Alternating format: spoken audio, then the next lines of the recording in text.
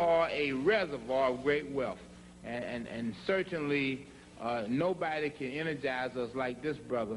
And as we greet him tonight, we just want to give him a round welcome applause and let him know how much we love him as a brother who has stayed true to the course. That's Dr. Amos Wilson. Let's give it up for Dr. Amos Wilson. Thank you. Thank you. Thank you. Thank you very much. Thank you kindly. Thank you. Thank you very much for your warm welcome. It's great to be back here with you again this evening. It's been a while, and I always appreciate coming and being with you. And, of course, appreciate your support. And I know each time I've been here, I've promised you about our next publication, but it's definitely on the way. All right. We are definitely now expecting to be out in November. And, of course, each time I talk with you, the book gets larger. At last count, Brother Sababu, my co-partner there, told me we were around about 800 pages.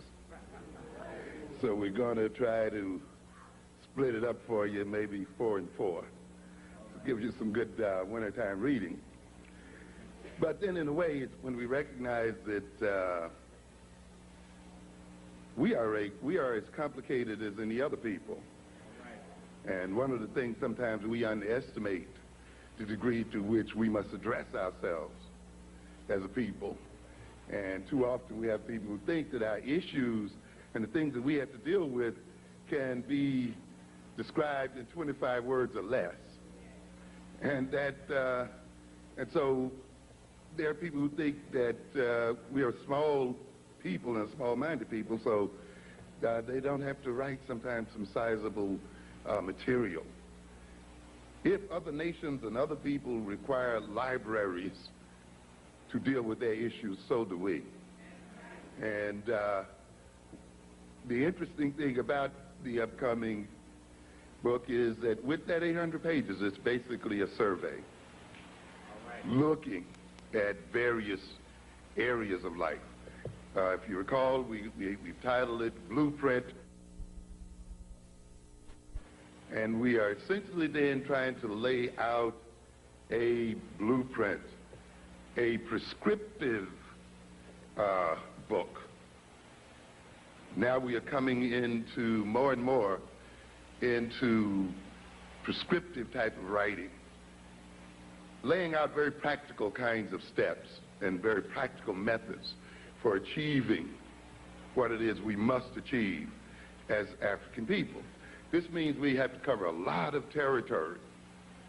We are covering psychology, we are covering, of course, history, sociology, a great deal of political science, a great deal of economics and related fields, anthropology and so forth, because all of these have to be combined in the process of nation building. And this is what we really have to be about, is the process of building a nation as a people. If you're not thinking in terms of nationhood, then I must say, frankly, you're not thinking seriously of being liberated. All right. Trying to integrate and merge with our enemies is not going to solve our problem. And it's not going to happen, as a matter of fact. It is a fantasy that has kept us from taking care of business for far too long.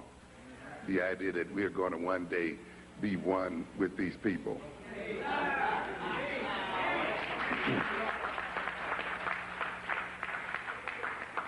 That we're going to merge into invisibility with these white folk. And even if that were possible, we should question our motives for wanting to do so. You know, why would you want to merge with the world's greatest criminals and thieves?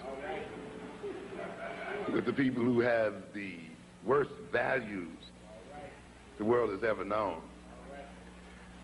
It amazes me sometimes how we can hear some of our parents telling our children we want to be just like them. Yeah, it's a joke.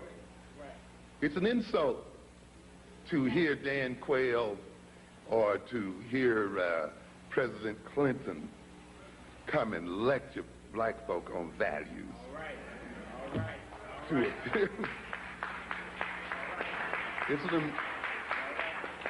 How dare we let these people into our churches to try to lecture us on values?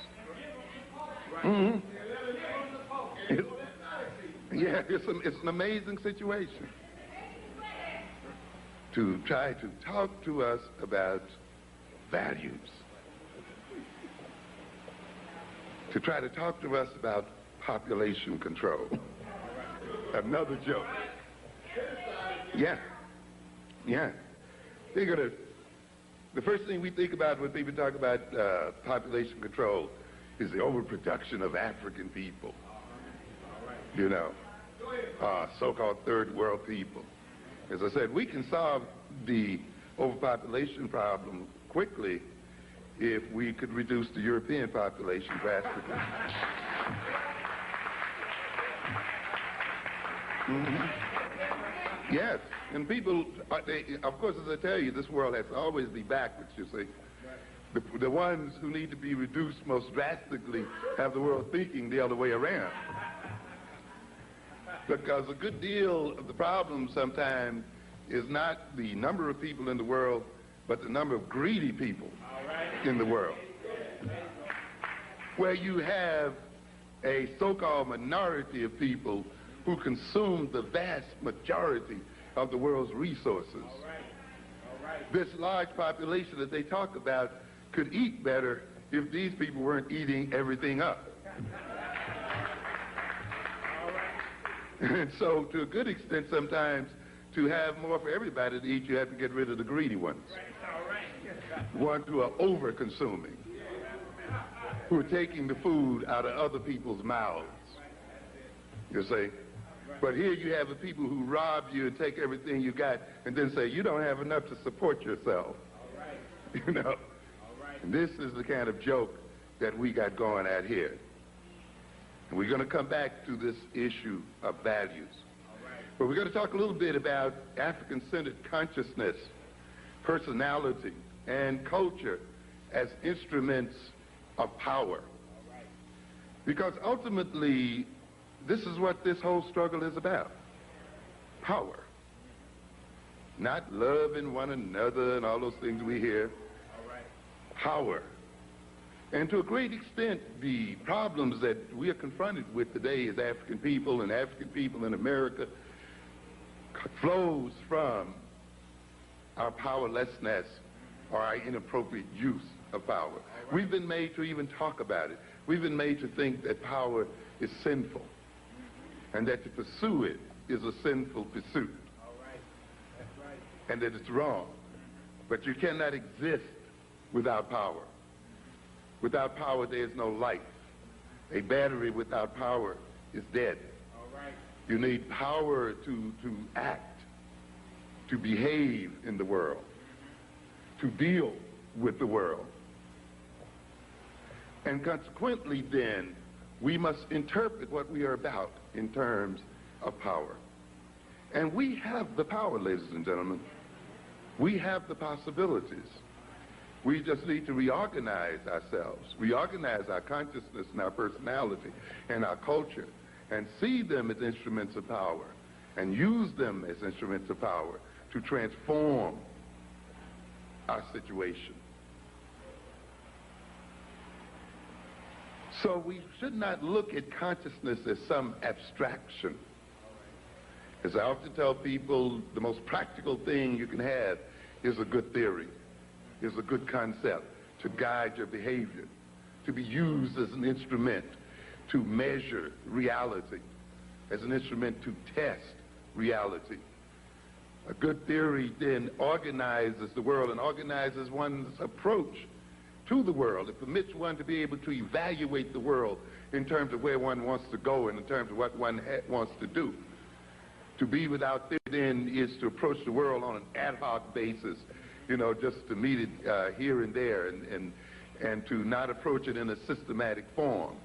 To live reactionarily, always reacting to what other people are doing, always being overwhelmed by events and overwhelmed by the future, instead of creating events and creating the future and making the future. See, when one has then a good theory and a good concept, one is able to do that. Consciousness, without human consciousness, there is no world.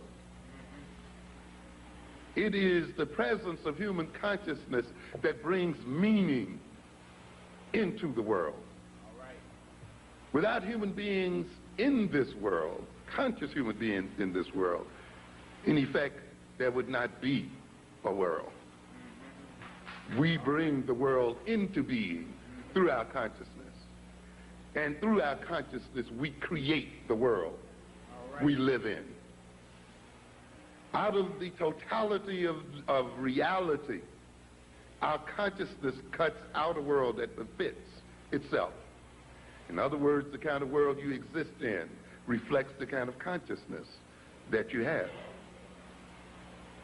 And notice, if you change your consciousness or change your values and orientation, you enter into a different world.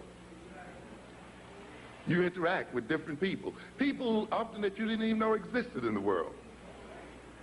Social situations that you might not have even recognized until you entered into a new level of consciousness. You see people, say, for instance, who become addicted, say, to crack or something, and now enter into a whole world and enter into a whole social system that before they became addicted, they hardly noticed. They didn't know what it was all about.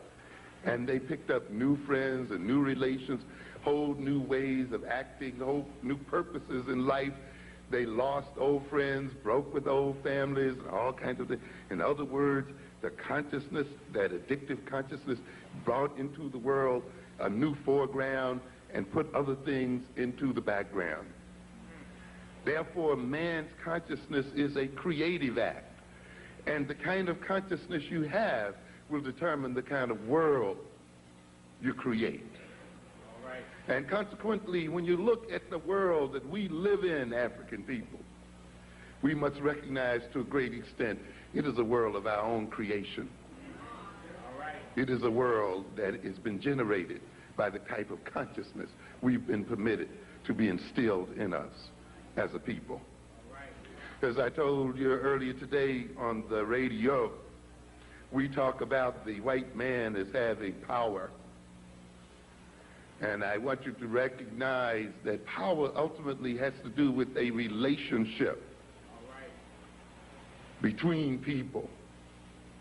And that the white man's so-called power is to a great extent based upon the nature of the relationship he has with the black man. We empower him by the nature of our own behavior and attitudes as a people. He cannot be, as I said earlier, what he is unless we are what we are. I'm telling you. To a good extent, the European is our creation. All right. Yes. Mm-hmm. If we look at our behavior, we will see that to a good extent it is our behavior, our values, our consciousness, the kind of personalities we've established in ourselves, our tastes, our desires and needs that maintains the European in this position. All right. We talk about the civil rights movement and the apartheid system of the South. When blacks decided just to get out of the buses and walk, the system changed. All right. Yeah. When they just stopped sitting behind the white driver, just changing that relationship, All right. changed the nature of power in that system. When they decided then to walk side by side, when they decided to walk abreast and line themselves up, because they had not walked that way before, for the ends before, the relationship changed. When they kept their monies in their pockets, when they sat on those stools and blocked the other people from them, and changed the nature of the interactions between themselves and Europeans, the nature of the system changed. So therefore we have tremendous power. It depends upon how we align ourselves as a people and how we decide to relate to other people in the world, because they cannot have what they have unless we are who we are. And that is why we don't have to spend a great deal of time always appealing to them and analyzing them, because we can better appeal to our own sense of self and our own consciousness. And we waste a lot of time trying to transform them, when through transforming ourselves, they will be transformed automatically.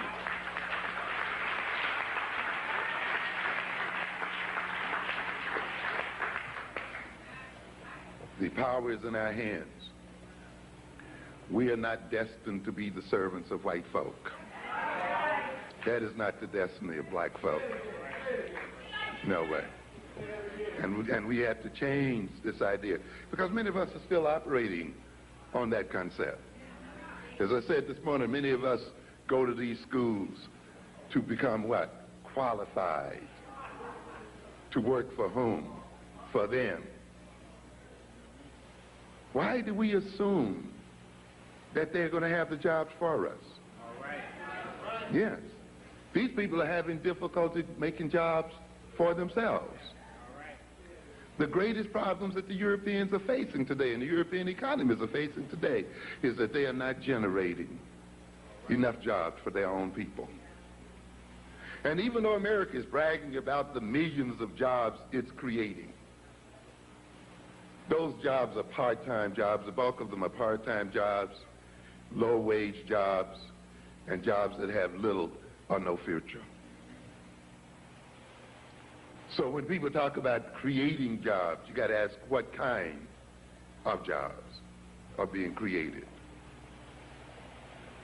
That is why, of course, this system is not investing in black education. It no longer needs black people to maintain its employment structure. You see it bringing in people from outside of the nation to be employed. You see it even is hiring in the world itself, in other nations and other places.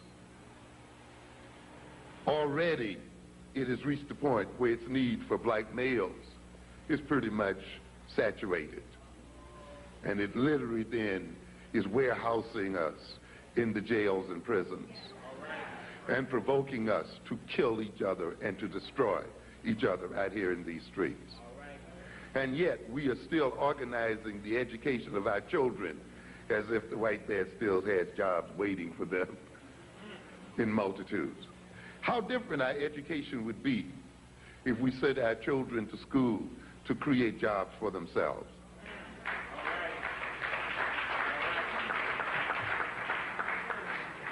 To create their own economic and political systems, to see themselves as the major sources of their employment. As I remarked earlier today while we were in the radio station, I heard something about some people out here protesting for jobs and pushing these other people for jobs. And I asked the question, do we know how many jobs we really create for other people? We are a job-creating people. We don't realize it because we don't think in terms of nation. You see, if we saw ourselves as a nation, we could see that we create jobs like any other nation. I mentioned that today. How many jobs are created by black music? Yeah, look at the whole structure of the music industry. From promoters to manufacturers of the records and the tapes and what have you, to the whole entertainment field, to the sellers of music in the stores, you know what we say, the Tower Records and the other great sellers of records and music and so forth, advertising that uses our music and all these things. How many thousands of jobs are we creating as people? We're creating them, but they have them. You see? We sing the music, they sell it. We sing the music, they market it. We sing the music, they promote it. You see? We sing the music, they produce great conglomerates like Sony, CBS Music, creating all kinds of jobs. We're creating tremendous jobs for a lot of people. How many jobs do we create just buying from Koreans? Buying from other ethnic groups out here? How many people are we creating employment for in terms of our spending habits as a people and our consumption habits as a people? How many jobs are we creating going to jail? We're creating all kinds of jobs and wealth. And we must come to understand this.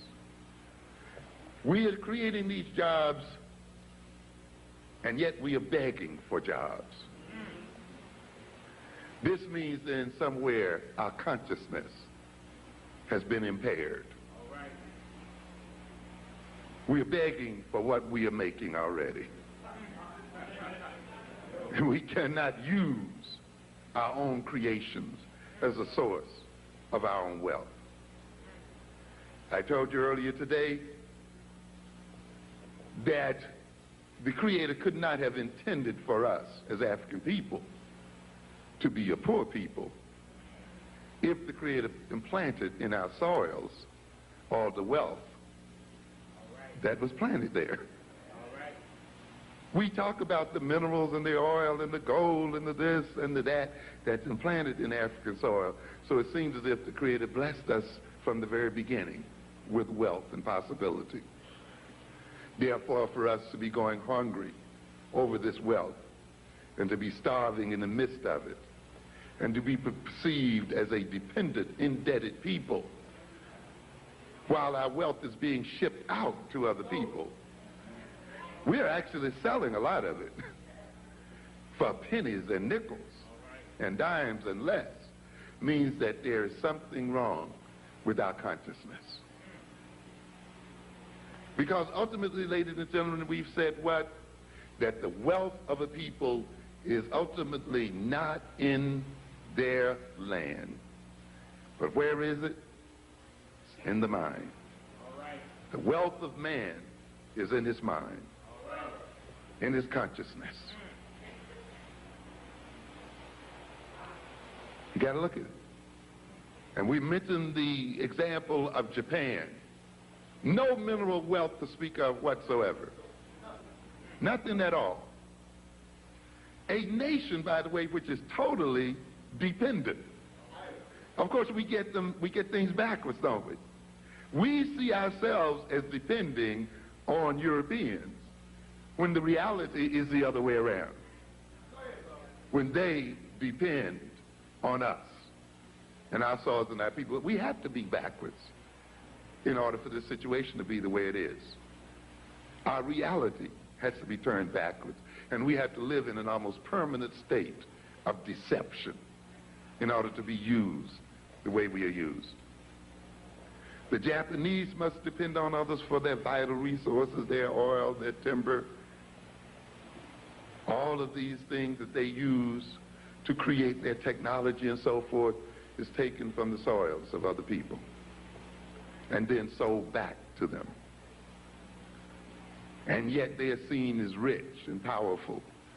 And the people whose wealth they take or buy are seen as poor and poverty-stricken. Ultimately, then, you cannot rob or take from wealth from a what? Poor people. You cannot get wealth from a poverty-stricken people who have nothing you can get nothing from.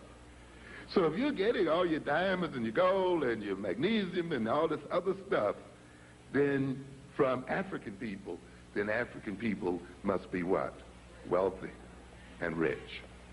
And therefore, if African people are poverty-stricken with this material wealth, then it must be because our consciousness as a people is impoverished. And we are suffering then an impoverishment of our mentality. As we said before, if you have a good mind, you can con another joker out of his land. You can con him out of his diamonds and his gold. And this is what the other people have done. They have used their mind and their cleverness and taken from us what they did not have originally. And therefore, consciousness is not an abstract concept. It is not a theoretical concept. It is a concept that is directly related to the reality that one lives in and to the reality that one experiences. It is directly related to the type of life that one will live and does live. So I'm going to look at this for a minute. Particularly the consciousness of Africans in America. I'm often somewhat amused and taken aback by the number of people in this society who claim that slavery occurred somewhere back there.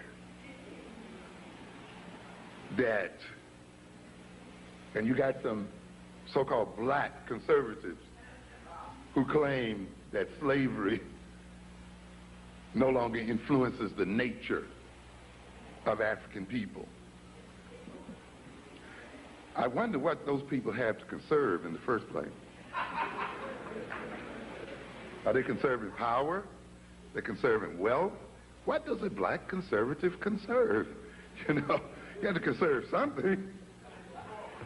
And since they have very little, if anything, they must only be conserving the system that has created their poverty to begin with.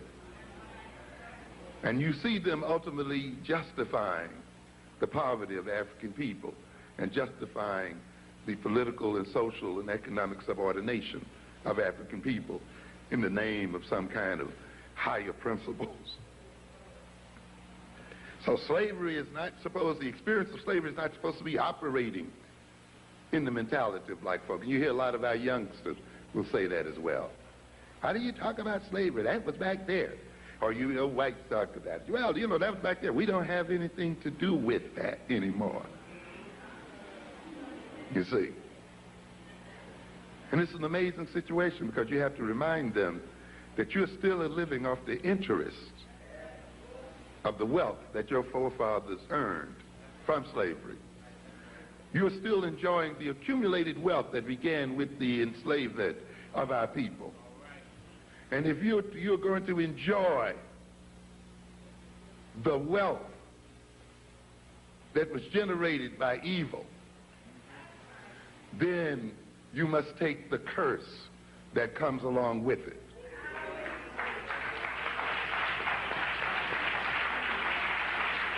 And therefore, even though you personally had nothing to do with it, but because you have received stolen goods, you must pay the price as well.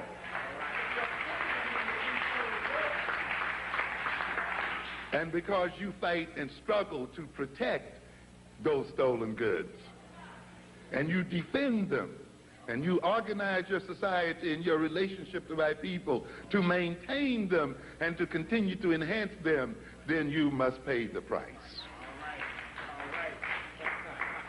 That's why you live in terror. That's why you're stabbed in these streets. That's why you're going to suffer no matter how good you are. No matter how liberal you are. Ladies and gentlemen, when we behave as adults, we must recognize that our behavior will be visited upon our children. And that our children pay for our misbehavior. As we say, an act does not end at the point of its occurrence. It continues to reverberate into the future and down across the generations. And that's why when you behave in a particular way, you have to think in terms of 7 generations from your behavior as to how what you're going to do is going to affect those generations later on. And even though those children may appear to be so-called innocent, they will still pay the price of your own misbehavior. This country whose parents and whose adults have misspent its treasure, and while they have enjoyed that treasure, ultimately their children will have to pay the taxes or will have to pay the price. So we have a bunch of people out here who think they can rape and rob the world and think that they could have enslaved the world and think then that they are going to sleep well at night. It doesn't work that way. So we have some of our people here who think then that slavery was back then and had nothing to do, and had nothing to do with them. Ladies and gentlemen, we've never escaped slavery. We still share the slave consciousness of our great-great-grandparents. We are of the same mind to a great extent that they were. We have not advanced beyond these people. How can I say that? I generally ask a series of questions. You say that slavery has nothing to do with you and slavery was back there. And I ask you the question then, what language do you speak?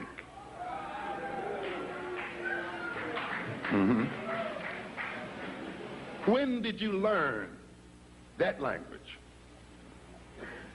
Was that the language African people were speaking when we were taken into slavery in America?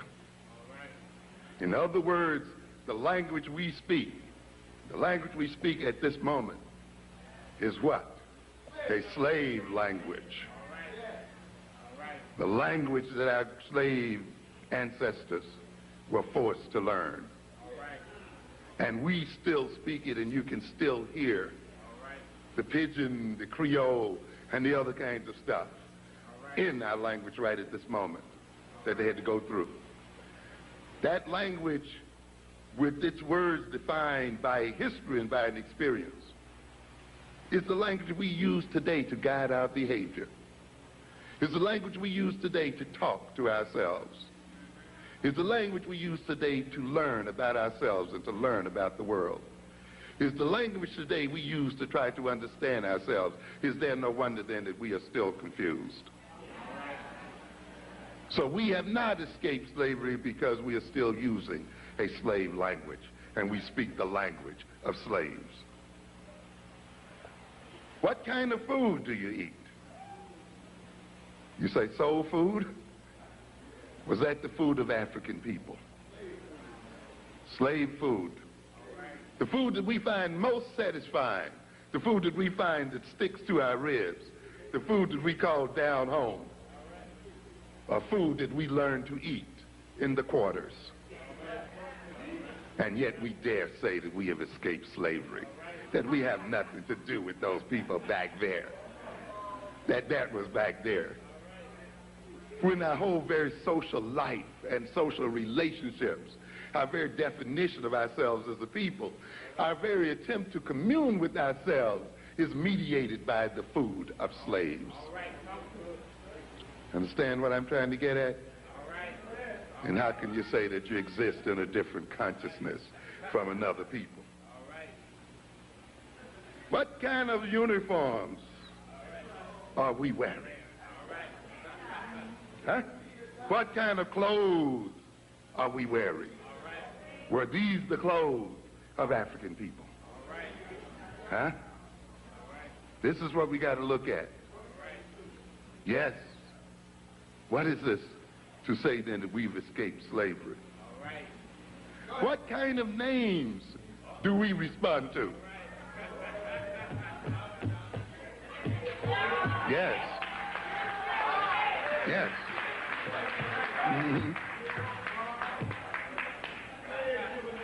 Tamikas and all these other things we got going out here. What kind of names do we identify with? Why is it that African names sound strange to us now as a people, and yet we dare say that we have a different consciousness from our great slave grandparents? How can we say that? We are still of the same consciousness, and we are still in the same position because we are still servants of the white man. And our reason for being in America is to serve white folk and to generate wealth for them. And there has been no change at all in terms of our relationship to these people.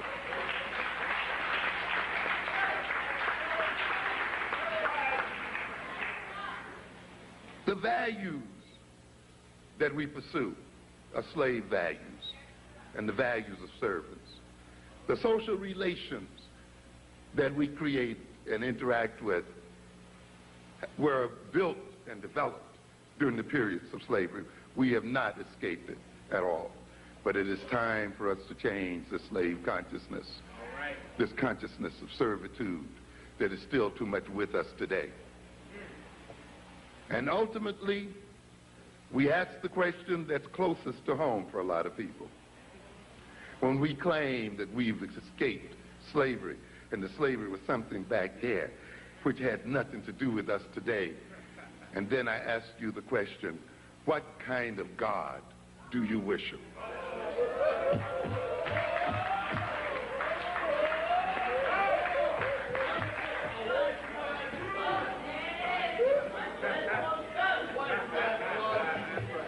What's the name of it? Who taught you to praise him? Was this the God you were praying to before you were brought to these shores? Was this the religion you had before you were brought to these shores? Can you name one African God?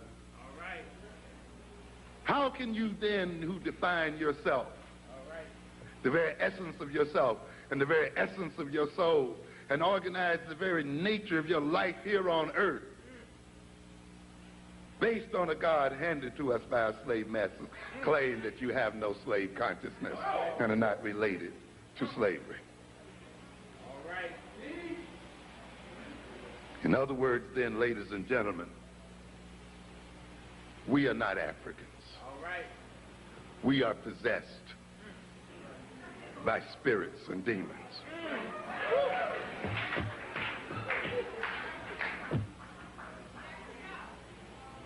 We have let another people's spirit take possession of our bodies and take possession of our minds. When we speak, it is not with our African voice. It is with the voice of that demonic presence that uses our lips to speak its own language. Yes. Yes, and we have to recognize this. We are possessed. And if we are to transform ourselves and to transform the nature of our relationship with those who are our masters, we must engage in an exorcism and clear the devils out of our minds.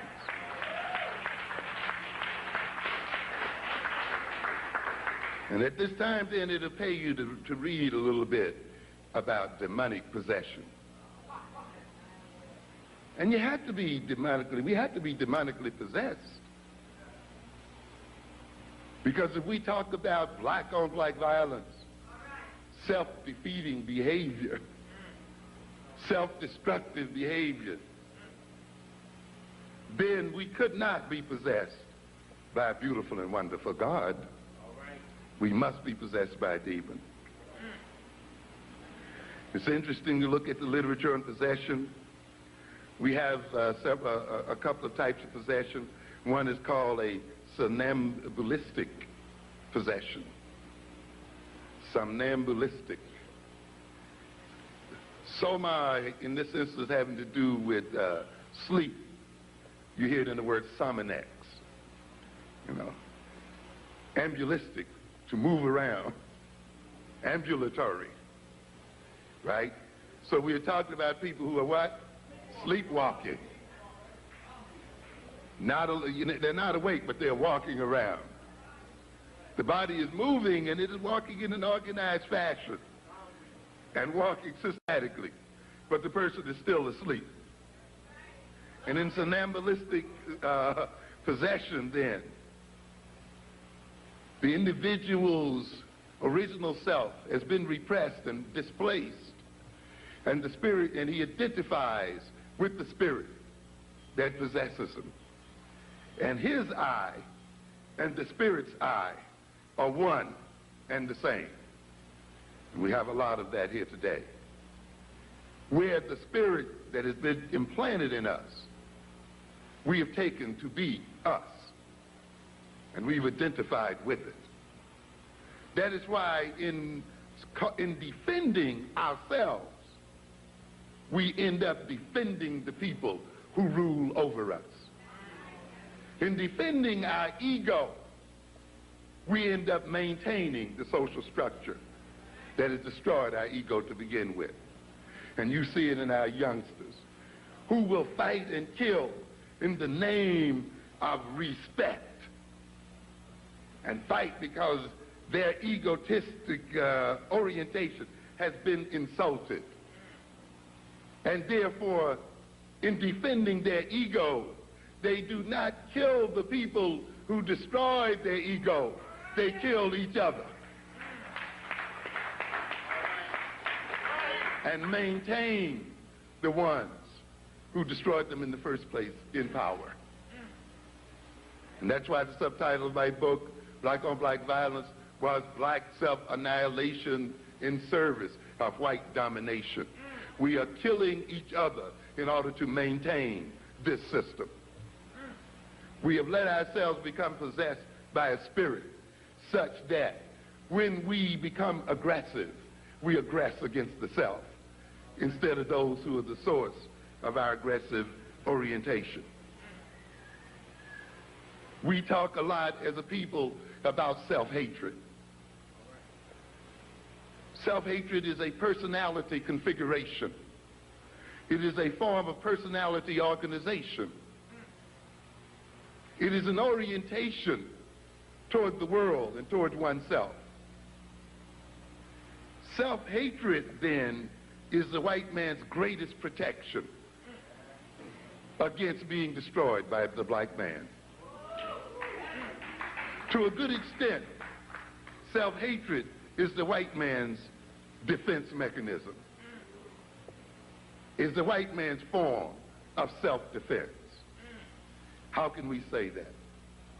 To a great extent, one function of the personality is to direct energy, to direct aggression, to channel aggression and energy and wishes and impulses in particular directions, to organize feelings, to organize energy, to achieve certain ends. Those things that we hate, often then when we are angry or hostile, we aggress against them, don't we? We attack them often. We destroy them.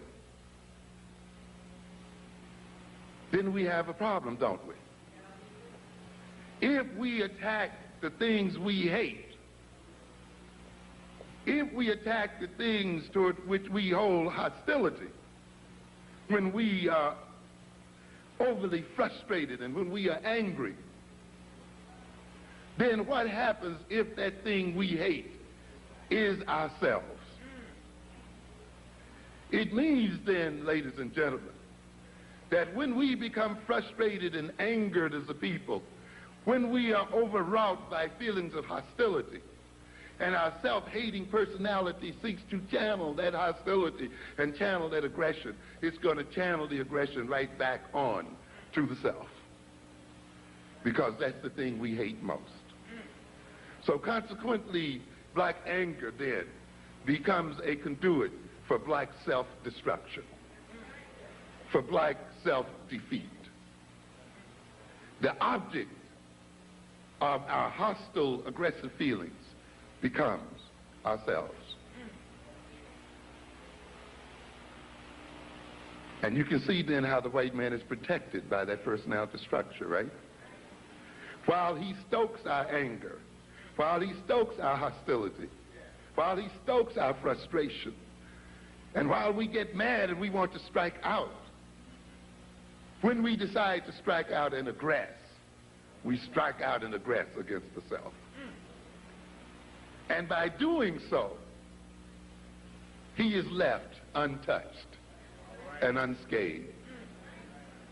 And therefore, our self-hatred becomes his principal means of defending himself and of maintaining himself.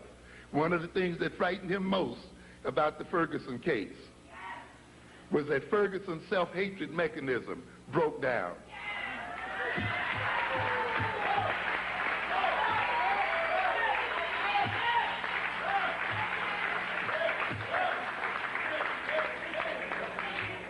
Unlike many deaf, dumb, and blind Negroes, he knew who his enemies were. And so when he got angry and hostile, instead of going out to drink himself to death, instead of going out to smoke crack and destroy himself, instead of going out to killing someone who looked like himself, instead of going out to commit suicide and put himself in a place to be destroyed by somebody else, he went directly to the source of his frustration.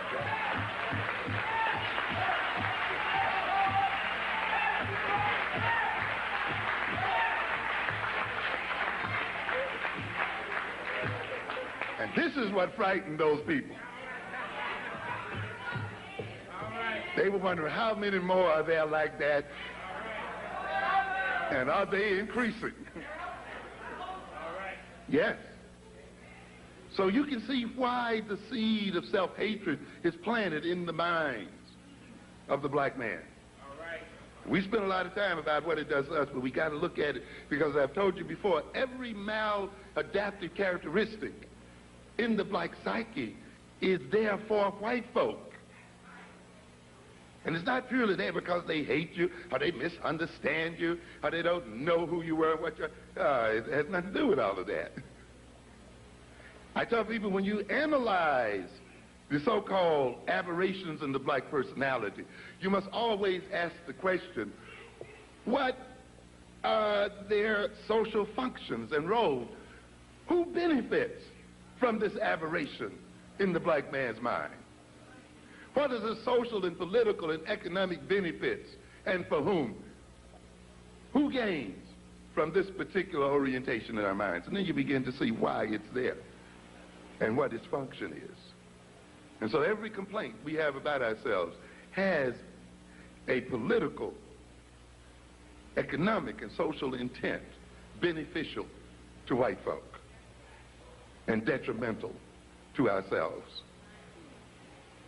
And that means then, somewhere along the way, we became possessed by these orientations, and they were implanted in our personalities. We have come to identify with them as our natural selves, as our natural orientations. We have assumed that they represent who we are. And we have now then found many ingenious ways to defend the demons that possess us. And ultimately then, those demons destroy us and have us destroy others like ourselves. There's another form of possession we call lucid possession. In this sense, the person at least has a sense of self, and they have the sense that there's another spirit in them. And they struggle with that spirit, sometimes losing the battle every now and then. They become obsessed with their struggle, with this spirit, and in a sense then are disenabled by that struggle. So some of us are in that state. We're not quite satisfied with the identity we have. We know somehow that there's a deeper African self in us. We're also aware that there's a Eurocentrically implanted demon in us, and we wrestle with it daily. There's another type of possession we talk about here, and that's spontaneous.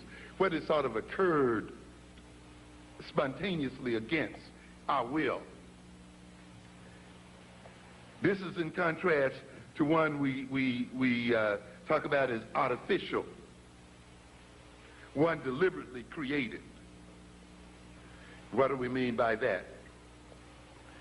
When we go into a particular social setting, such as a church or such as a rock concert or the like, and we go through a set of rituals and behavior, we go there and go through these behaviors and rituals and songs and dance as a mean of deliberately being possessed by what? The Spirit. And having our bodies taken over and being possessed, and then we say, we feel what? The Spirit. We feel the Spirit living within us. And so consequently, much of our life is about provoking, through artificial means, spirits which take over us and assume control of our behavior. Latent possession means when we are possessed and we don't even know that we are possessed. And I think that defines a lot of us. We're not even aware, and those are the hardest ones to break through, because they don't sense any kind of split within the personality. They and their possessing spirit are one and the same. And when you try to exorcise their possessive spirit, they feel as if you are attacking them personally. And in defending their person, they defend the spirit that possesses them. Let's be a little more concrete, and I want to just give you an example of what I mean by this. You know, and in the literature, we talk about these spirits as what we call the incubi and the succubi. The spirit that lies in the body or lies on the body, the incubus, and the one that lies under the spirit, the succubus. When we talk about this spirit, though, that possesses us, when we talk about this spirit that the European implanted in us in terms of the language, in terms of the food, in terms of the religion, in terms of the values, in terms of the social relations, in terms of the name, we are talking about a spirit that's just not a spookish entity in ourselves. It actually incarnates in us. What do we talk when we talk about incarnate? We are dealing with the Latin root carnes, which has to do with what? Meat, flesh. In other words, the Spirit comes to dwell in our very flesh and comes to sculpt our very bodies. And therefore, the Spirit is a physical thing as much as it is a psychological thing. The bodies that we have tonight, ladies and gentlemen, are bodies that have been created by the European experience and are not our natural bodies as African people. Just as the surface of our bodies reflect the influence of another people, the very internal nature and the physiology of our bodies reflect those people as well. That's why when you get rid of them, you're going to have a healing experience.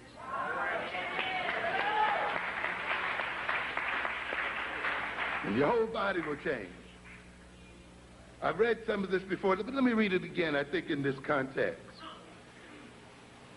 This is most dramatic, and the things I'm talking about are most dramatic when we study the so-called multiple personality. And let me read you a description here that was printed in the Times. And those who might be familiar with it, indulge me here, because I think it points out to something. It begins, when Timmy drinks orange juice, he has no problem. But Timmy's just one of close to a dozen personalities who alternate control over a patient with multiple personality disorder. And if those other personalities drink orange juice, the result is a case of hives. What are we saying here? We got one body, but depending on what consciousness possesses that body will react to the drinking of orange juice with or without hives. It will break out in blisters. So if it drinks orange juice when one of the other personalities is possessing it, welts and hives will break out right there. If Timmy comes back, if the new consciousness comes back and takes over that body, the hives will disappear almost on the moment. In other words, then, there's a different body for a different consciousness. It goes on to say then that medical disorders that are found to differ from one sub-personality to another. In other words, even though these so-called personalities possess the same so-called body, each personality has a different order of illnesses associated with it. Each personality is vulnerable to a particular type of ailment, one way or the other. So what are we talking about? We are saying that each consciousness, which is represented by each personality, creates its own body, creates its own physiology, and thereby creates its own vulnerability to various ailments and so forth. You see, you get people in medical school who try to teach you that disease only occurs as a result of some kind of viral syndrome or some kind of entry into the body of some bacteria, other thing, and certainly that is a part of it, and certainly there's reality there. But the body must interact with the viruses and must interact with the disease entity. And this is what we talk about when we talk about the immune system, that health is not necessarily the absence of the disease, but the capacity of the body to resist the disease, to stand up against the disease. And so consequently then, when these bodies are taken over by different personalities, these personalities apparently change the nature of the immune system of those bodies, making them vulnerable to diseases when one personality is present and not so when another is present. Which means, ladies and gentlemen, then, that the nature of the consciousness which possesses us as persons will to a degree determine the illnesses to which we are vulnerable as a person and as people. And a lot of the illnesses, physical and other diseases that we suffer then, are mediated by the nature of the consciousness that we've permitted to possess us as a people.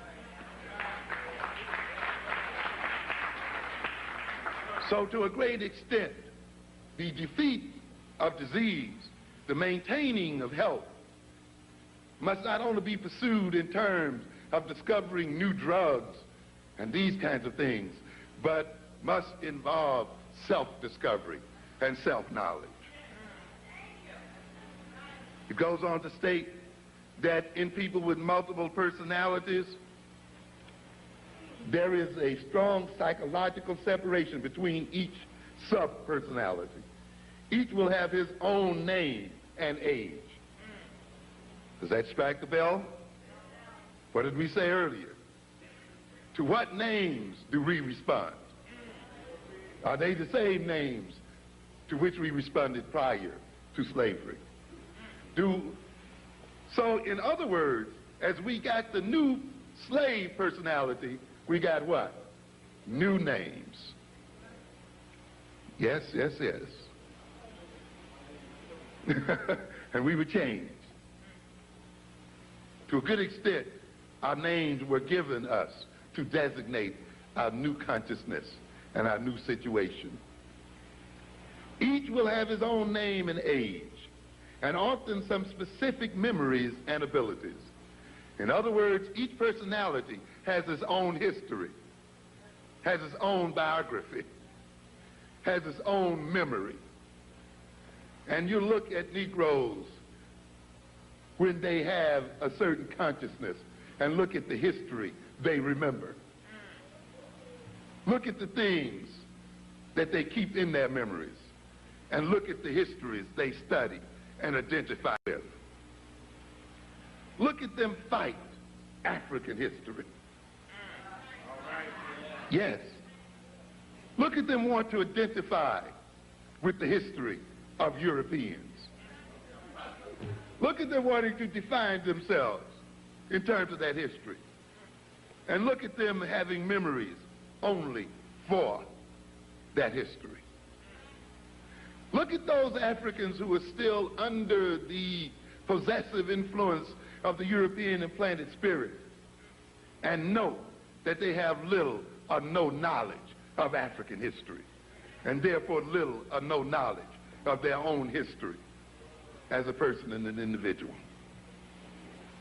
So there's a consistency between the consciousness and the history that a person has and the memory that an individual has. Frequently, for example, personalities differ in handwriting, artistic talent, or even in knowledge of foreign languages. Speak a different language depending on the personality that's in there. Multiple personalities typically develop in people who were severely and repeatedly abused as children, apparently as a means to protect themselves against the pain of abuse. Does that strike another note in you? Often only one or two of the subpersonalities will be conscious of the abuse, while the others would have no memory or experience of the pain. To a great extent, the personality of the African American today has been shaped by our desires to escape the memory of the slave experience, to deny its existence. We don't want to talk about it. We don't want to come in terms with it. We don't want to re-experience it psychologically. We don't want to know about it. And therefore our lives becomes defined by eternal escape and avoidance of reality and of history and of a knowledge of who we are and how we came to be who and what we are.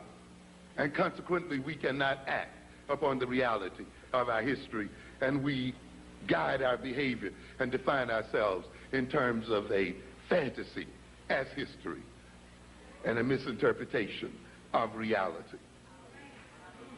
This is what it is. Yes. How did we get this religion we talked about earlier?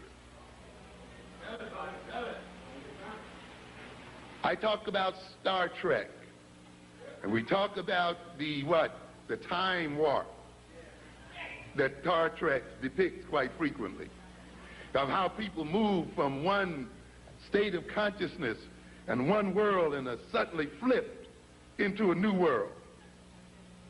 They go through a warp, and suddenly, all of a sudden, everything that they used to use to guide themselves no longer counts.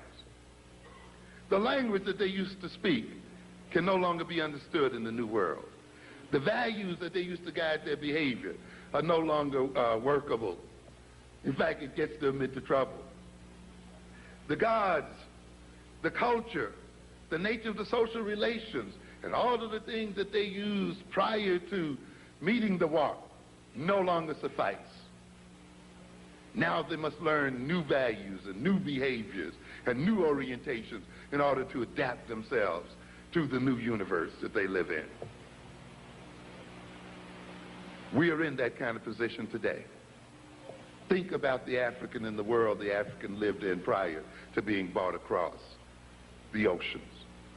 Think about the gods we praised. Think about the organization of our societies.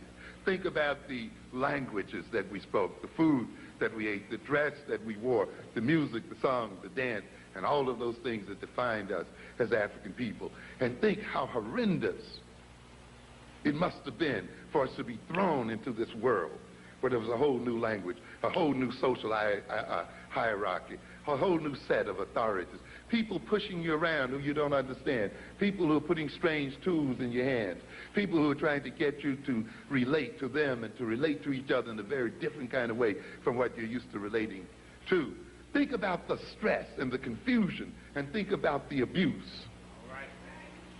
Think about the horror of that situation our parents and great-grandparents were put in. And there was somebody that said then, if you pray to this God, if you talk this way, if you dress this way, if you relate this way, you'll get a greater sense of security. Your anxiety will be reduced. You will feel good, and you'll be able to withstand the pain of your existence. And the God then that I'm going to hand you is one that I have created for you. And a theology that comes with it is one that I have created so that you will continue to serve me as you continue to serve it. And we come to believe in the veracity of that God and that religion. Why? Because we feel so secure when we follow it. And we feel so relieved when we follow it. And yet we wonder why, despite all of our prayers, despite all of our devotion, we still suffer the way we do. I often ask the question, why is it that the people who pray the most have the most of their children in the jails of America today? Who shout and kick over the benches and so forth, are filling up the prisons and have the children killing each other and addicted out here in these streets. There must be a problem here, ladies and gentlemen. We must reorient ourselves to our religion. We must reorient ourselves to our gods, because apparently we don't have the appropriate orientation. Because as that book you read says, you can tell a tree by what? The fruit it bears. And therefore, if it bears bitter fruit, or if it bears no fruit at all, the God you worship says it is but fit to be hewn down and thrown into the flame and consumed. Read your own Bible. It gives you a very practical measure as to whether the religion you're pursuing is an appropriate one. And that measure says, look at the fruit that it bears. And if then the kind of religion and the God you're pursuing ends up having your sons in the jails of America, and ends up maintaining African people in slavery and servitude in their own lands and everywhere, then something is wrong in terms of how we relate to that religion and that God, because the outcome is wrong, and the outcome is destructive. And it's because we don't want to confront the abuse that we went through and deal with. You see, when you go through that time warp, the only way you can ultimately come to understand the new world is to understand what happened when you went through that warp that transformed what?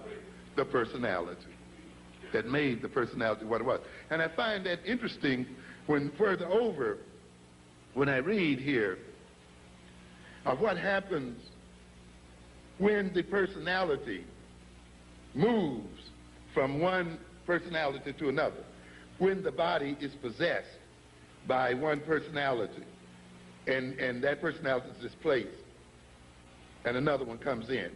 It says during the switch there is typically a period of seconds or even minutes when heart rate, breath rate, and other physiological markers show a disorganization that is followed by a new pattern typical of the personality that is emerging. In other words, then, we go through a period of disorganization and stress, and then the personality is reorganized to fit into the new circumstances. We can't continue to pursue this, but it's interesting to look at the changes in blood pressure that each personality brings about, the other kinds of changes, physical changes that are representative of the personality. So what are we saying here then?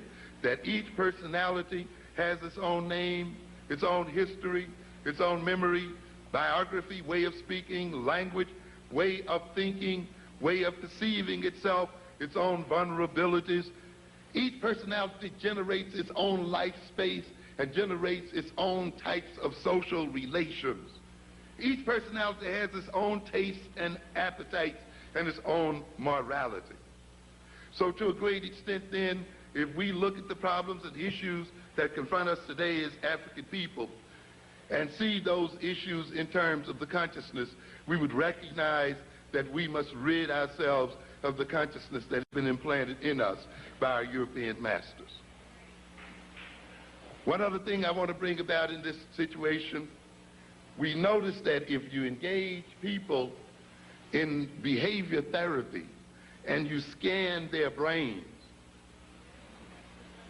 and look at how their brains metabolize energy, there's a relationship between the areas of the brain that are rapidly using energy and the type of mental activity a person is undergoing and the type of physical behavioral activity the person is undergoing.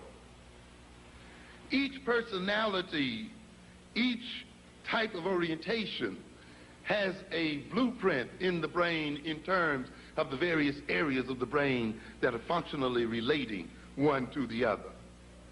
And it's interesting to note, for instance, if we look at something called the obsessive-compulsive personality, the person who cannot stop repeating a particular behavior, no matter how irrational it may be, the person who must wash their hands every 30 minutes, even if they are not dirty, but who are compelled to the point that they wash their hands to the point of rawness because they cannot stop, is this kind of person.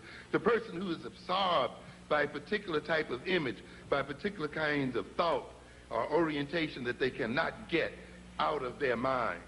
This is what we talked about. We talked about the obsessive-compulsive personality, a rigid, repetitive personality. We note then, if you scan the brains of these personalities, that certain areas in their brain are intensely active. For instance, we talk about their frontal lobes, the so-called orbital lobe of the brain, the orbital cortex of the brain, the part of the cortex that is above the eyes, the part of the cortex that concerns itself with intentionality and purpose and direction and motivation, and the connection of that cortex to the lower brain, to the what we call the caudate nucleus, that part of the lower brain that deals with repetitive behavior, that deals with monitoring, that deals with modulating behavior, that deals with, in its connection with the hypothalamus and with the thalamus, with senses, with the distribution of the senses, and with organizing the senses. When we look then at the compulsive personality, we notice that these areas are intensely active, and active in a way that they maintain the symptoms of that personality. It has been shown then that when these people take a drug such as Prozac, the intensity of and they respond to them in a way that their symptoms are relieved, the intensity of the interaction between these three brain areas is decreased or delinked. It has also been noted then that you can put these same types of people through behavior therapy. That is, by changing the nature of the social relationship between the therapist and the patient, changing the nature of the rewards and punishments that the patient undergoes in an effort to change the patient's behavior, by changing the way the patient thinks about what is in their mind, thinks about the problems that they're in. And when you can successfully then reduce the symptoms of the compulsive disorder through this social conditioning, we note too the same kinds of physiological brain changes that occurs with the intake of the drug occurs with the intake of social training. Now, what are we saying then? Yes, that too, but what we're saying ultimately then is that the nature of the consciousness and the nature of the experience of the individual physically transforms the brain and physically transforms the way the brain operates. And therefore, when we talk about consciousness, we're talking about something that is real. We're talking about something that transforms both the psyche and the body.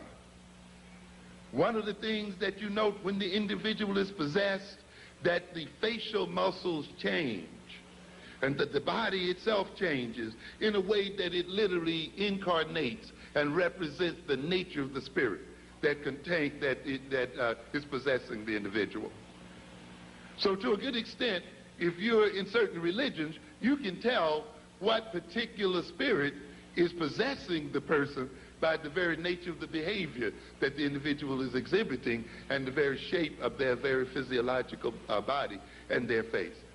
In other words, ladies and gentlemen, once we get the spirits of these demons that the Europeans have implanted in our bodies, our faces and our bodies themselves will be transformed. To a great extent then, a lot of the way we look and a lot of the way we have organized ourselves physically is a result of the type of consciousness that we have. To a great extent, and I will begin to wrap it up here, to a great extent, the kind of consciousness that inhabits us reflects the kind of culture that we live in, the nature of the culture that we are a part of. Recognize, ladies and gentlemen, that culture cannot exist outside of our minds and of our bodies. Culture does not exist out there. History does not exist out there. History and culture can only exist in the minds and bodies of people. If there were no people in the world, there would be no history in the world, no culture in the world. Culture does not stand outside and direct us. It is where? Inside of us, and it directs us from the inside. Culture is instilled in our bodies and in our minds. And we have to keep that in mind, because sometimes we tend to see it as something separate from ourselves. Culture indwells in us, and it inhabits our bodies. Our history dwells in us, and it inhabits our bodies. We reflect our history, and we reproduce our history when that history becomes a part of us and is one with us. We tend to see culture in terms of music, in terms of the kind of dance we have, in terms of the songs we sing. And that is a part of culture. But ultimately, culture is deeper than that. Culture is a way of thinking. Ultimately, culture is a conspiracy. That is, it is a means by which a group of people organize the way they think, organize the way they believe, organize the way they see the world, so as to create a consciousness by which they can cooperate in achieving certain ends, so that they can mutually aid each other and gain ends that they cannot gain as separate individuals. So culture is an instrument of power.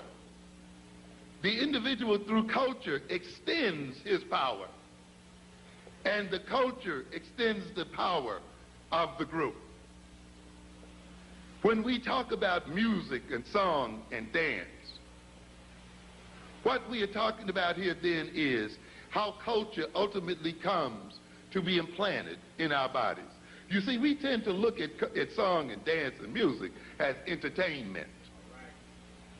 And this is our serious mistake. We have a lot of our youth out there looking at music as mere entertainment.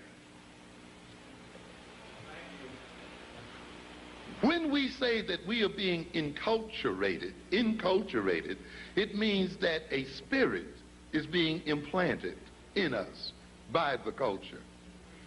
It means our group is instilling in our bodies and in our minds a possessing spirit such that when our culture calls our name, we respond to it.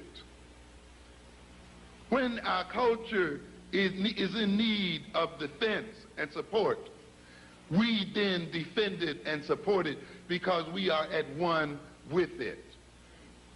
In other words, why does the black man respond to the white man?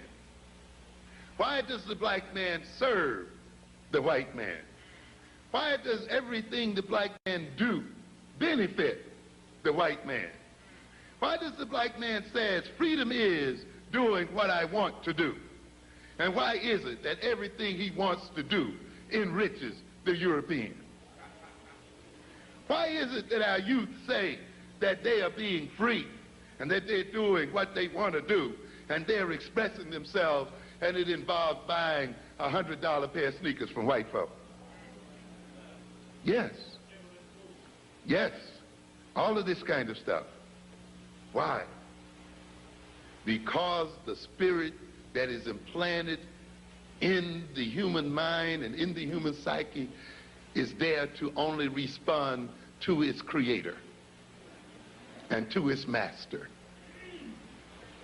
And therefore, when you let another people generate a spirit in you, when you let another people generate certain values in you, when you let another people generate a certain look, generate a certain reality for you, when you let another people let you see yourself in a particular sort of way and see your own people in a particular sort of way, they have implanted a spirit, and that spirit has been created by them, and that spirit only responds to them.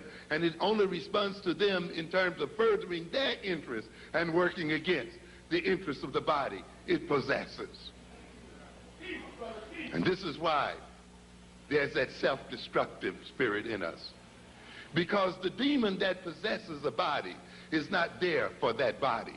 It is there for the creator that placed it there. And if necessary to obey its creator, it destroys that body. It will destroy the body it inhabits. The taste that that spirit has will be taste that can only be satisfied by buying from its master creator. The values that that spirit wishes to satisfy and realize can only be realized by going through the aegis of the master that created it. That is why every value and every taste and every desire and every need that provokes us, every one of these things that we seek to desire, ends up having us going through white folk. And that's why we think we need them. And every time we satisfy them, they in some way benefit in our seeking satisfaction. Because the demon that we call ourselves is answering to the call of its master. So a culture creates its own possessing spirits and enculturates and inculcates those spirits into the bodies of its members, so that those members, in defending their own egos, in defending their own interests, in defending what they perceive as their own needs, in satisfying their own taste, in satisfying their own values, satisfy the needs of the culture, enrich the culture, empower the culture, defend the culture, advance the interests of the culture. And how then does the culture implant its spirit into its members? It does it in a very strong and primordial way. It uses vehicles. And one of the major vehicles that's used is music, rhythm, song, dance. A culture involves people moving what?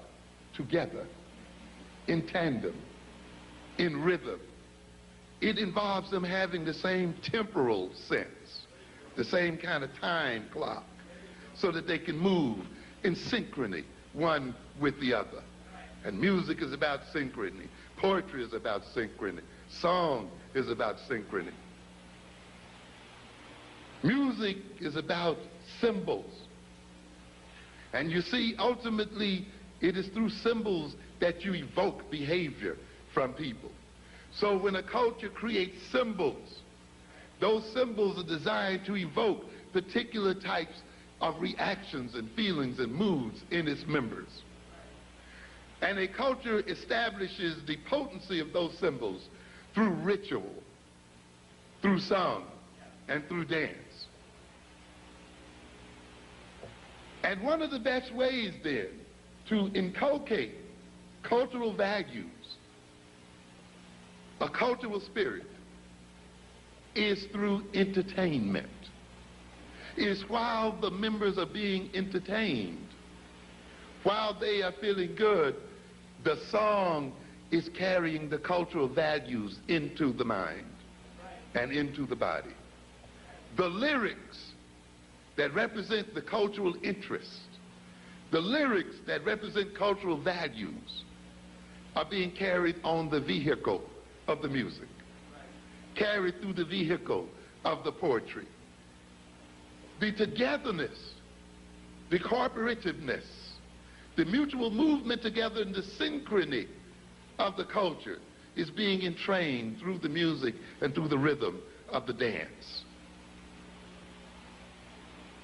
Therefore, you see, when you let another people take over your music, when you let another people take over your dance and attach their content to it, they will use your own music and your own dance and your own rap lyrics and your own poetry and your own cultural symbols to carry their message into your body and into your mind, such that you can only respond then to their beck and call and to their wishes. And you see then, yes, you see then that they get you to buy those sneakers, and they get you to buy all of those things by what? Associating them with your what? Your music, with your cultural symbols, you see, with your poetry, with your rhythms. And so they attach their content to our rhythm, their content to our song. Yes, but in a way, they take our own instruments and turn them against the self. Notice how quickly, when one of our youngsters was rhyming "kill the police," that kind of content was washed right out immediately. Yes. But what wash out occurs when they sing about shooting each other with their Glocks and the other things? When their contents of self-destructiveness ride on the rhythm of their song and of their dance. And when the symbols are loaded then with self-destructive elements and content. So what are we saying here then? That enculturation is the process of building in responsivity and ultimately responsibility, the ability to respond to a particular call. And we then have appropriately enculturated ourselves when we can respond to our own culture and to our own values and to our own needs. One other thing here then, as we rapidly bring these things to a close, we have to look at personality in this light as well. We think our personality is ours. You must recognize, ladies and gentlemen, that the human being is a social animal. We exist in society. We exist in groups.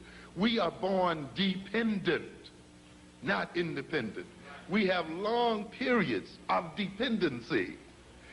And it is the social relationship between ourselves and our mothers and ourselves and our group that protects us during our long periods of dependency. And in a sense, we never quite get over our dependency and need for one another. And so consequently, we are social animals, and we must then respond to social situations.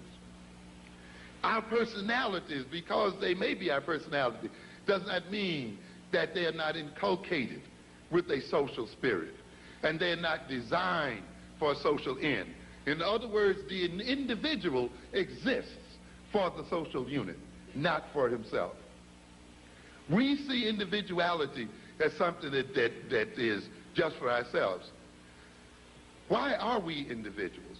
We are individuals to a great extent because when our culture and our group confronts problems, we want to maximize the possibility that we will solve those problems by the fact that different individuals look at those problems in different ways, and they can contribute their particular perspective to the group, and those perspectives can be used as a means for solving the problem for the group.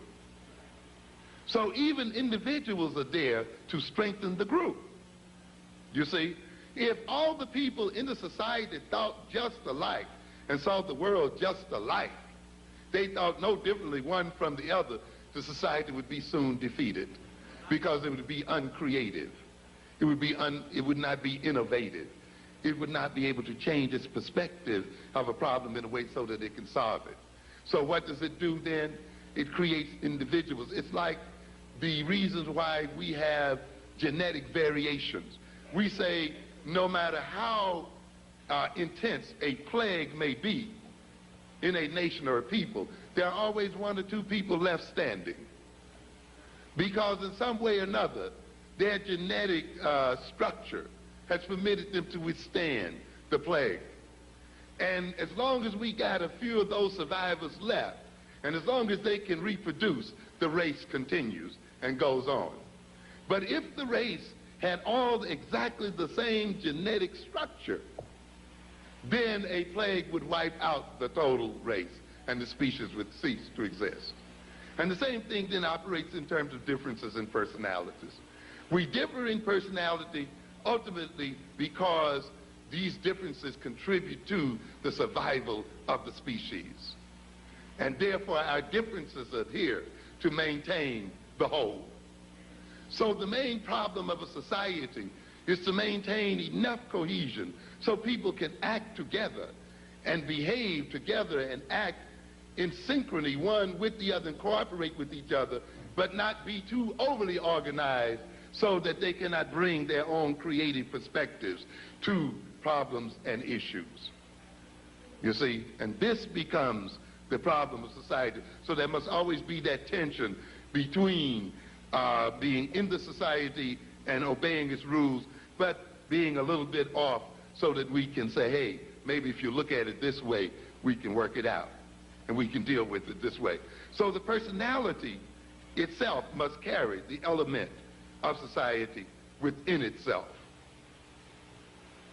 But the thing we must note, that personality, consciousness, and culture are cultural creations. And the type of culture that people exhibit and the type of consciousness we exhibit and the type of personality we exhibit reflects the type of history and experience we've undergone as people. When you let another people then be the determiner of your history and experience, they then become the determiners of your consciousness, of your personality, and of your culture. Ultimately, we must recognize that we use consciousness to deal with the world. Culture is an adaptive tool. It's an instrument by which we deal with reality, by which we adapt to reality, and by which we adapt reality to ourselves. The kind of consciousness we have will determine how we deal with reality. Consciousness then will, in the fact that it determines how we are going to deal with reality, how we change reality, then is a power. Because ultimately, power is about enabling something to take place. The ability to do something. The ability to change something. The ability to adapt. The ability to defend oneself. The ability to change oneself in order to solve a problem. This is what culture is about. Culture is not static. Culture is not stuck in one place. Culture itself must reconstruct itself if the system in which it exists is reconstructed and rearranged. That is why some of us get in trouble, because we want to find an African culture stuck somewhere back in the 13th century and want to apply it to ourselves at this point in a different context. African culture is not a culture stuck in place and time. African culture is constantly changing and evolving because the context in which African people live changes and evolves. What makes it African culture is that it operates in the interest of African people. It is designed to advance African people, and therefore the consciousness must be measured in terms of the degree to which it maintains our survival and advances our interests and puts us at the center of our concerns and at the center of our purposes. When then we talk about black culture, make sure we're not talking about a reactionary culture, a culture that has been generated by our reaction to our abuse by white folk and to our control and domination of white folk. Because it's a good part of what we call black culture that we need to exorcise from our psyches so that we can evolve a culture, and an African-centered culture, to advance our interests as a people. Another very important aspect then of consciousness is what we call values. Those things that we prefer, those things that we see as right, those things that we think we should need, those things, the pursuit of which determines our behavior, organizes our minds. Values are what I call the directional factors of consciousness. What are we talking about here?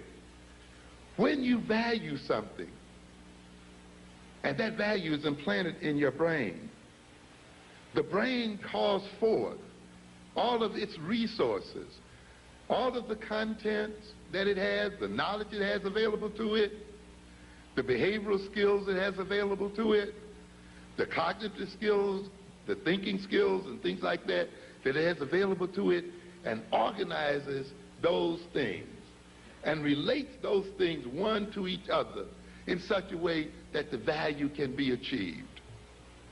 When we then think about something that we value and we want to realize something that we value, we consciously or unconsciously assess our minds and say, do I have the relevant knowledge? Do I have the relevant skills? Do I have the relevant thinking and cognitive skills so that we can organize these knowledge and skills in a way that we can achieve those values? If we believe we have those skills, if we believe we have the contents, if we appropriately organize those contents through thought, then we pursue those values.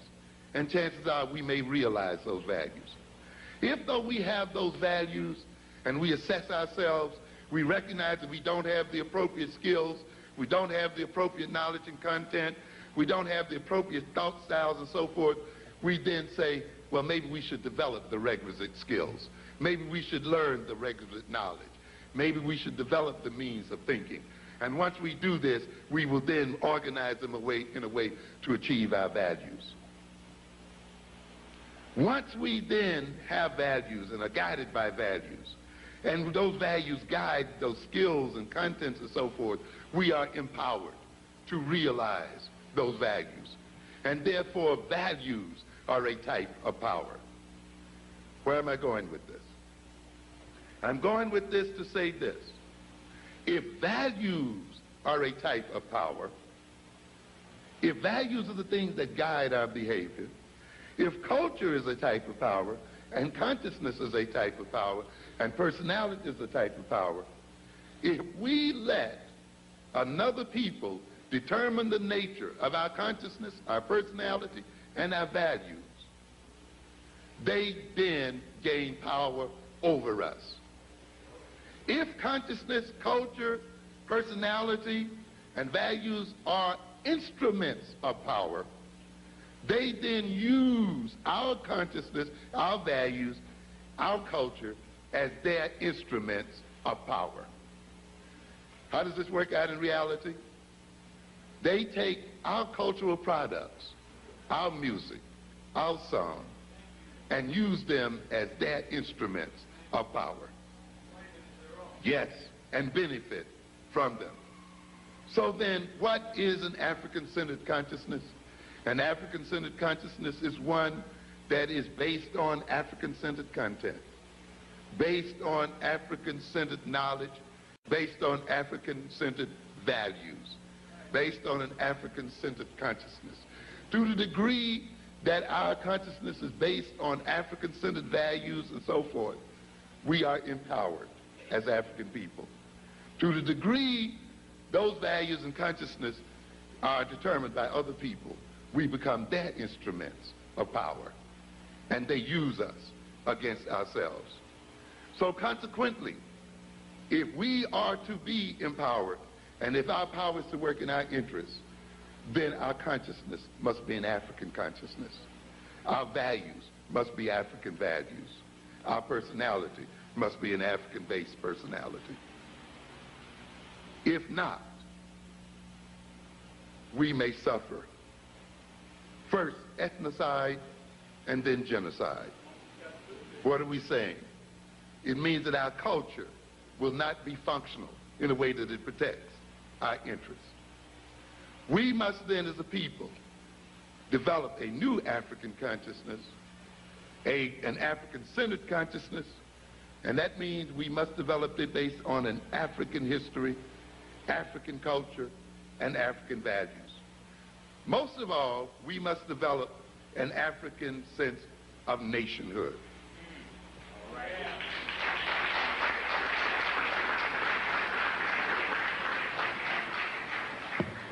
To a great extent, many of the problems we suffer today is a result of the fact that we do not see ourselves as a nation. And yet, we complain about how we are segregated from everybody else. We complain about how we are not a part of the mainstream, how we are not a part of the economy, how we are shut out from the government and the political process. If we are not a part of these things, and yet these things are what defines a nation, then we are not a part of the American nation. That nation is a white nation. We are then, in effect, a de facto nation, but we are afraid to recognize it. If we looked at ourselves as a nation, we'd see many of the reasons why we are where we are as a people. Why? Because if we looked at ourselves as a nation, we would see why we have the problems we have. Why do we have some of the problems we have? For the same reason other African nations have the problems they have. Why? Because we permit our resources, human resources and material resources, to be used by another people. We export them. We, like any other African nation, are an indebted nation. We are over-indebted. When we talk about the African nation suffering from being overburdened by debt, we don't recognize we're talking about ourselves. When I ask here tonight, how many of us owes another black institution, another black person major debt, we would get very few hands. But if I ask how many of us in this audience tonight owed a white person, a white institution, a non-African institution, great debts, we probably all have to raise our hands. If you recognize that then, and you add this up in terms of a nation, not if you just yourself as an individual, but if you look at all of us as individuals and in terms of a nation, then that as a nation, we owe an enormous debt to other people. And one of the reasons why then we are poverty-stricken is not because we don't have money. It's because all of our money is being used to service the debt that other nations own, that the white nation in America owns. And because we spend so much time paying our installment plans and paying our money out to these other nations of people, we cannot save our monies, we cannot accumulate our money and create wealth so that we can employ ourselves as a people, so that we can support our families as a people, so that we cannot build the schools we need to build to educate our children the way we need to educate them as a people. And consequently, we have the similar problems that all African nations have almost, where they cannot build highways or build schools or build hospitals or build institutions, communication systems and other systems because all of the wealth that they are generating is being exported out to European nations and other nations to whom they owe debt. But you can only see this when you look at yourself as a nation. And when you look at yourself as a nation, then you can see that you can change this problem by changing the debt relationship you have to other people.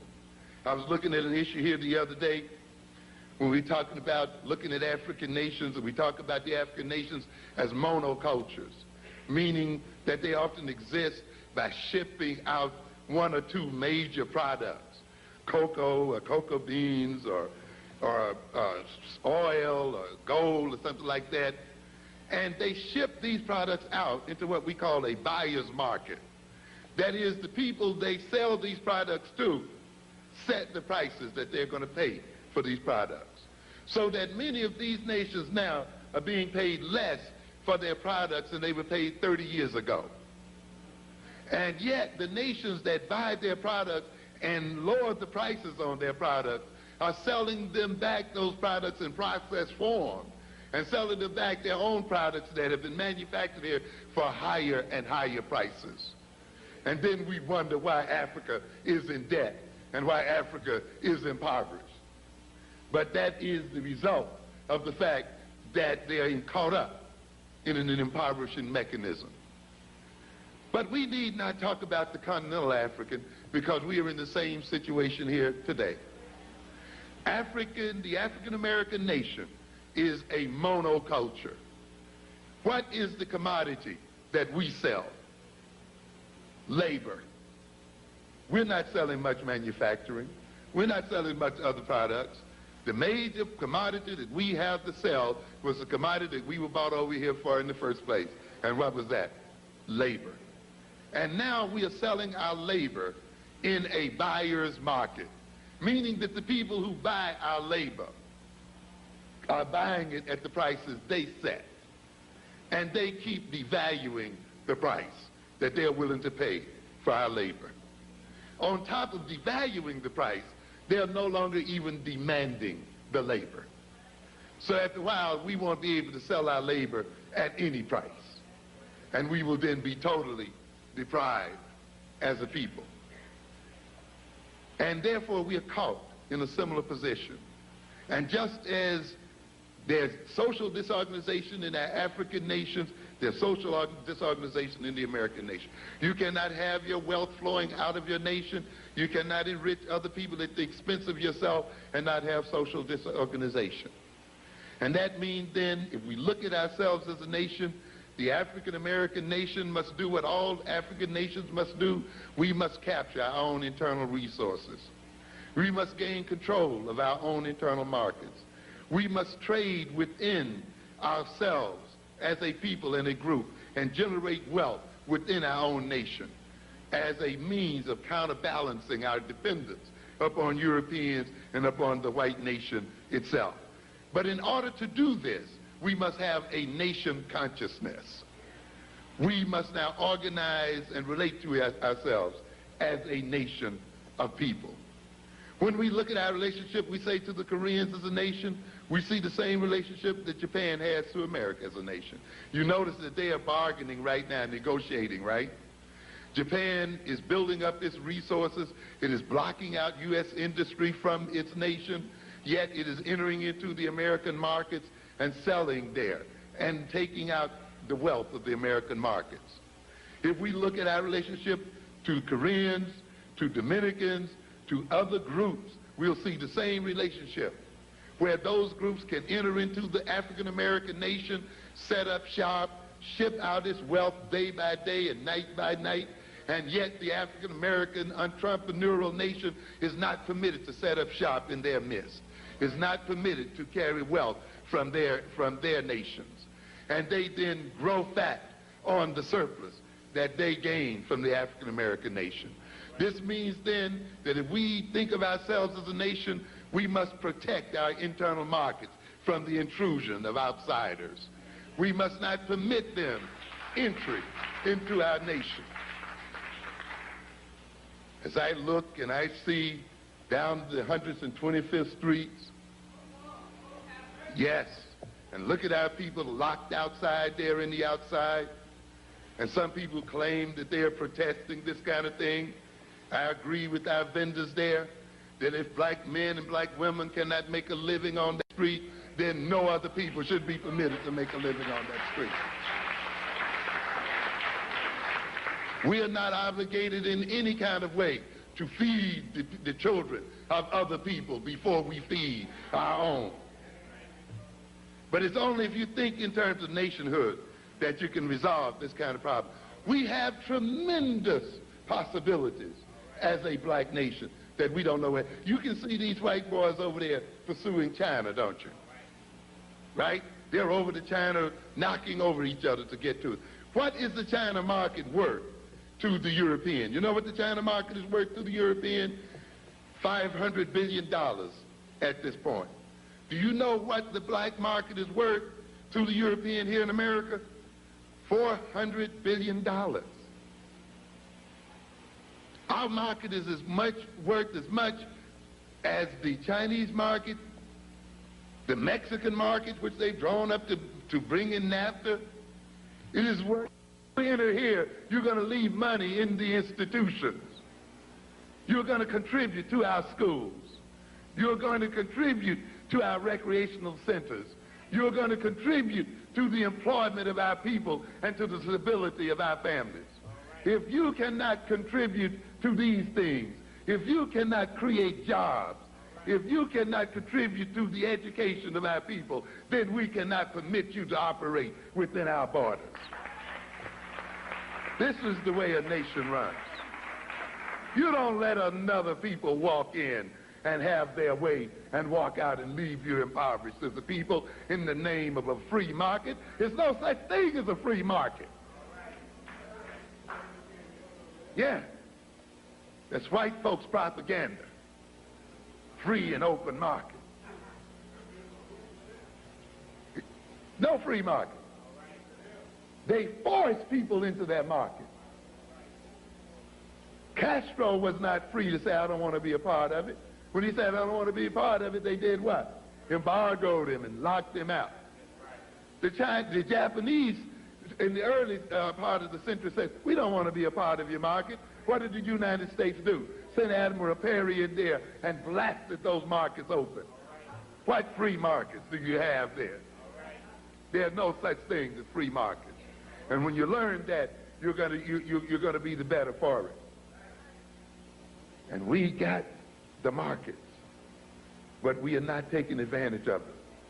We have gotten ourselves in a situation where we are locked out of other people's markets, and we permit them into our own, such that we are locked out of our own market. And then we wonder why we suffer the way we do. It is not because we are poor. If we were that poor and impoverished, then why do those people come to us to earn their living and their wealth? It means then we must be a wealthy people. I was looking over here at a recent report. You see, we have, as a people, everything that it needs to make a nation. We have telephones, fax machines, computers, highways, bridges, riverways, waterways, trucks, everything that many nations in the world, in fact, the vast majority of nations in the world, wish that they had available to them what the African American nation has available to it. They wish they had the highways. They wish they had the trucks. They wish they had the trains. They wish they had the ships.